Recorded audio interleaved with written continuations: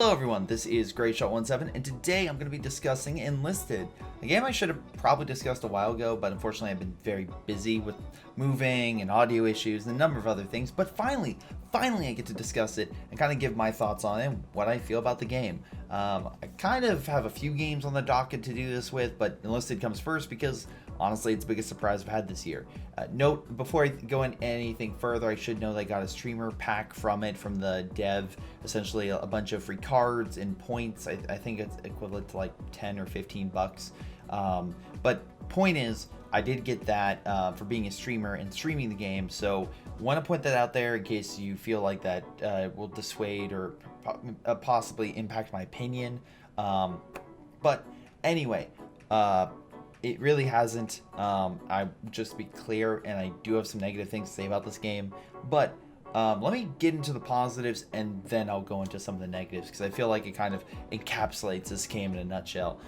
First off, let's go with what the game is. Enlisted is a World War II first-person shooter that essentially has you taking control of different squads. Each squad, it has their own purposes. You have like your rifleman squad, you have an assault squad with like close range SMGs, you get a sniper squad, a tank squad that controls a tank, you get an airborne unit, so it's some type of plane, whether it's attack plane, a fighter, something like that. And then as you progress through the different campaigns, each campaign has two factions, usually the Battle of Moscow, Soviets and Germans, and then you have the Battle of Normandy, which is the Germans and also the Americans. And then you have right now in testing the Battle of Berlin, which has of course the Soviets and the Germans, but of course every single time frame of which takes place. So like, of course, the Battle of Moscow takes place years before the Battle of Berlin. You have different types of armor at its core. So you're gonna get like really obscure armor in the Battle of Moscow, which I was like, hold on, I don't even know a couple of these. The closest thing I knew was the BT7, but you're not gonna see your T-34s or KV-1s because that's the nice thing about this game. It pulls a lot of obscure weapons and other things from the war, and it makes it feel a lot more authentic, or at the very least more attention to detail on it. So again, you get these different squads, different guns, which you the more you play, the more cards you get, which unlocks different guns. We'll get into that system in a moment, but essentially you keep upping your squads, leveling them up, and just having a better time. But when you deploy onto the battlefield, you're either playing a game which is 20 on 20, only human, or I believe up to 15 players, or so far I can tell, versus 15 players, but they bring AI with them. So instead of just one person, you have up to like 10 other squad mates, all AI, jumping in with you. And when you die, you then hop between squads. It reminds me of Battlefield 2. Modern Combat. I know it's a weird, obscure game to pull out, but it's the only game I can think of that it's like you can teleport between soldiers, or maybe I'm getting that confused with another game, but I believe it's Battlefield 2 Modern Combat. That in the single player aspect, you could jump between the different humans. And it's funny because was it Reykjavik? I was the one who kind of highlighted that thing, and it was like, why has no game ever covered this in a multiplayer setting? And then this game comes in and it does exactly that, where your squad, if one guy dies, you jump immediately between your different squad mates. So if, of course, you get taken out by enemy sniper, you could hop in another one of your squad mates and hopefully return fire and neutralize them. But then, of course, he could get another sniper unit in his squad and return fire on you. So it's a back and forth. The AI is not exactly the smartest, but they will get kills, which is actually really nice, because a lot of times in AI, again, a game that I immediately think of comparing to this is Titanfall. Those AI are typically just slaughter. Sometimes you can improve the AI's capabilities, and there's some perks and stuff like that in the game, but overall, usually the AI squad mates in like Titanfall, you're not going to misrepresent as a pilot, where in Enlisted you will, because you can tell them to lay on the ground or move or attack or whatever, so you can kind of camouflage what is human and what is AI better than what Titanfall could. Which again also kind of has this grand scale battle. We have all these forces, and a plane will come down and maybe kill 20 men, but they're still coming. So it leads again to these gigantic battles. which is really, really fun. And again, the other thing is the gameplay in each of these different modes and also the different campaigns is really, really fun, and just I always have a blast, even with a basic rifle, because the kickback's so good, and also they did a really nice feature where if you fire at someone either in the back or in a, like center chest or in the head, they will automatically die. There's sometimes you'll hit them maybe in the chest somewhere else, or maybe in the leg or something, and they'll just fall down. Then of course they can get a med pack and get back up, so you have to put them down before they get up and then shoot you. But it does feel like every rifle has a good amount of stopping power. And then of course the SMGs, I absolutely adore them. The PPS, it's the PPSD, I think it's what it's called. It's like it's not the PPSH, but it's an older variant that kind of eventually forms into it, that it's just, oh my god, the fire rate and the stopping power is so good. I know there's like German ones, of course the Americans have theirs, but like that's easily my favorite SMG in the game. Again, if anyone else has played the game, let me know what your favorite SMG is or favorite weapon in the game is, but that's mine easily. And the nice thing is, with the vehicles being older and a different variety, and the weapons feeling like a different variety, it feels like a more authentic World War II shooter than you saw with, let's say, Battlefield 5, which I didn't care for at all. I know a lot of people enjoy, especially with the American campaign, but I just could not care less, because it's like, oh, we're doing, we're playing the for example, let's say the Germans in the Battle of, was it Narvik, and they have Tigers. There's a lot of issues with that and a bunch of other things that just throw that game off. That impacted it more with me, and also again, the setting and the combat just didn't feel right for Battlefield. I really enjoyed Battlefield like 1943. I know Battlefield 1942 is a bigger thing, but again, I just didn't play that version. 43 was arcade, and I just adored that with Bad Company 2. But anyway, with World War II games, there's also some others I like, and not, of course, Go 2. But this has a really good feel to it. Also, the air combat, which I mentioned the tanks, but yeah, there's some older planes, literally biplanes, I believe, in it. So it's funny, you have this little thing fighting off enemy like bombers coming in, and it's just, again, a lot of fun. And again, you're not always going to win. And also, there's a lot of plane crashes in this game. I've been meaning to make a compilation of everyone who's just literally just dove into the ground after dropping their bombs, because by god, that's been a lot. Maybe less so now, but early on there were so many plane crashes, you swear they're like, man, people are just really trying to do a kamikaze strike, and it's just not working. You can sort of do that, though, I will say. Easily the funnest thing to do, at least unintentionally, Splatterfest, was with the light vehicle, which is like a Jeep on either side, and for whatever reason, it is amazing to drive. It feels like a warthog in Halo, where you splatter people left and right, and I've gone up to like 30 kills with just this Jeep. It's fantastic. And of course you can just headshot someone, but if you're driving well and dodging shots, oh my god. And of course you have like 3 other AI in there. I don't think they can shoot, they're just with you. It just feels like, hey, me and the boys running over the Germans. But overall, again, it just adds another bit of fun factor to it. And with all the different abilities like artillery, the different weapons you can call in, and again, the tanks and all the different crew members you can customize in it, the planes as well, it adds enough variety and enough flavor that it doesn't get boring, at least to me.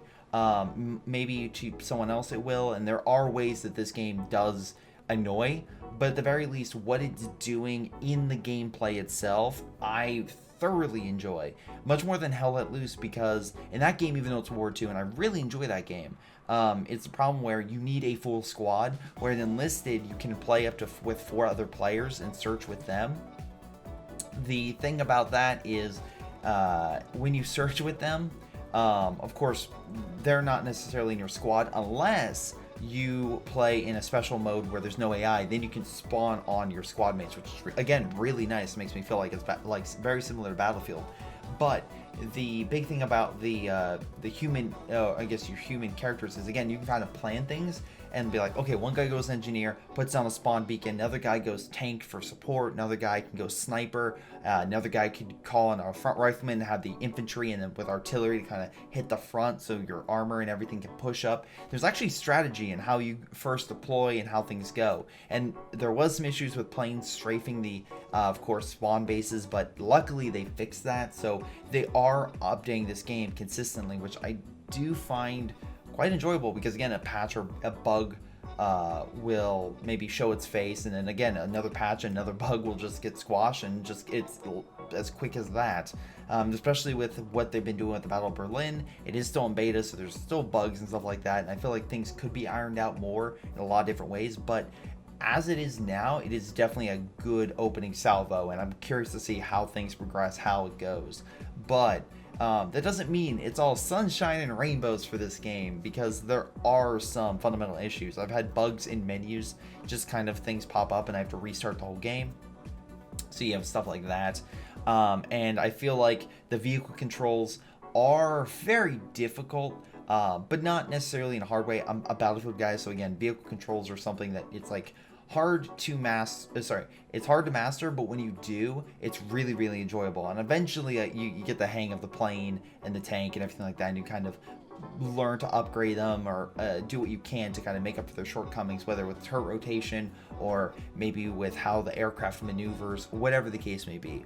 But the biggest gripe I can say about this game, the biggest one, is the grind.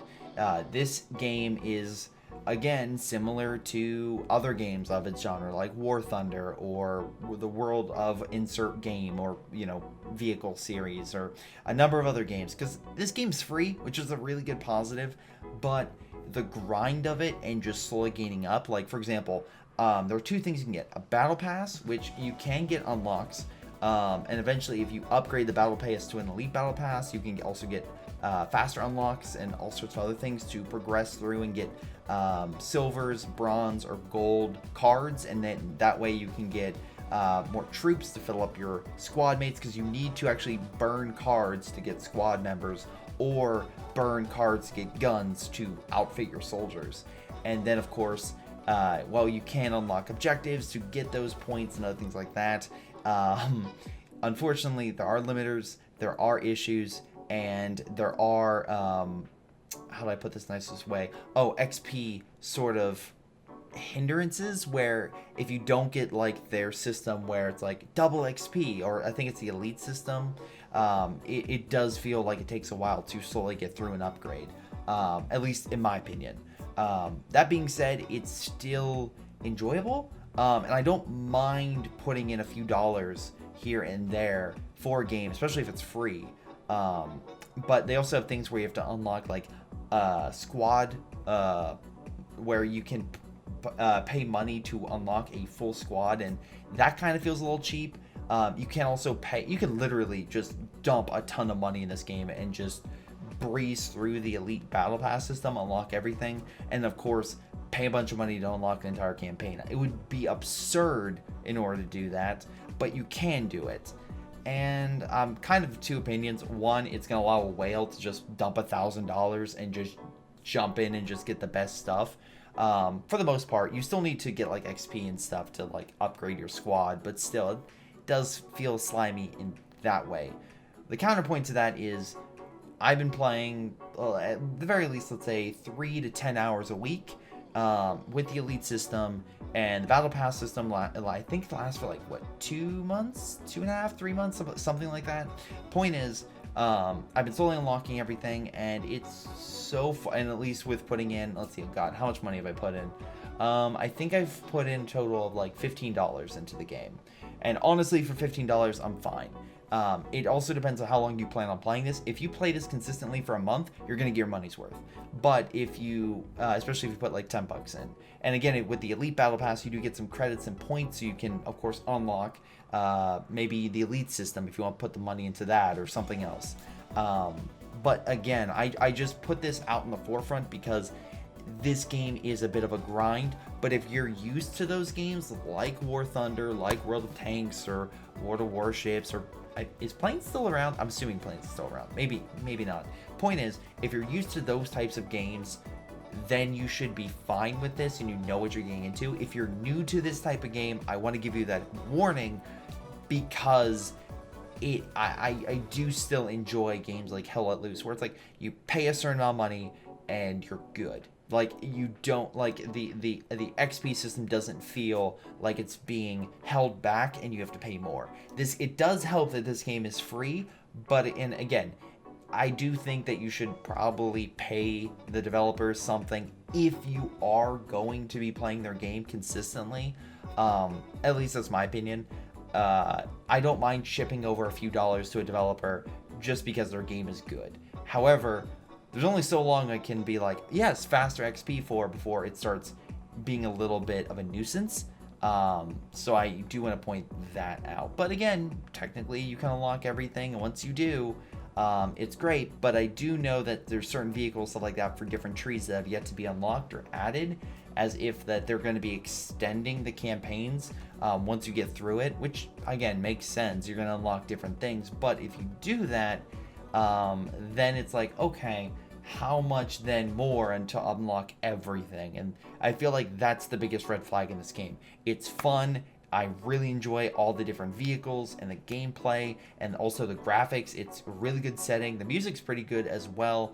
But again, I kind of listen more of the music in the menus more than the actual game.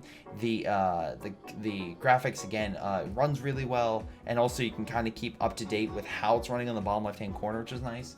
But yeah, no, it's fun, but there is that little like, and this, there is a but to this sentence, so I want to make sure that gets definitely talked about. But if you want a good World War II game that is free to play and just enjoyable all around, I would still recommend it. And hey, if you don't like it, it's free. That's the beautiful thing about free to play. But yeah, my overall thoughts is it's a really solid game. Just note that there is that system. But again, unfortunately, that's kind of where we're at. Like with Fortnite and with games like Genshin Impact and all these other games that are extremely popular, and they are technically, well, yeah, Fortnite got rid of its $30 fee. It is free to play. What am I thinking? I'm thinking about when initially released with like PUBG, and I was like, was it $30-$60 for the Horde mode? And then it's like, oh, here's this free extension, and it just blew up. Point is, with this new trend of free to play games kind of being more and more impactful, it is something that more people are being accustomed to. Though I still want to bring attention to it because again, it is a bit of a grind, but hopefully an enjoyable one if you enjoy the core gameplay loop, which as so far I am. But anyway, this has been Greyshot17. If you have any thoughts of Enlisted, leave them down below. And yeah, no, hopefully you enjoyed my thoughts on it. And again, hopefully I'll be playing more gameplay of it in the next few weeks as well. I'm sort of working on 2 different videos. Another sort of fail video, which I'm accustomed to, and a plane crash compilation, but we'll see how that goes. But anyway, this has been Greyshot17. I'll see all of you next time. Alright, before you guys go, I want to give a special shout out to Patreon supporters Joey G240, Milam, Aphyria, Ace, PyroShark, Tony B95, Epic Pleb, Fall of Man 7943, XSomeToolx, and Netkuba. Thank you all for your incredible support. You guys rock. This has been Greyshot17, and I'll see all of you next time.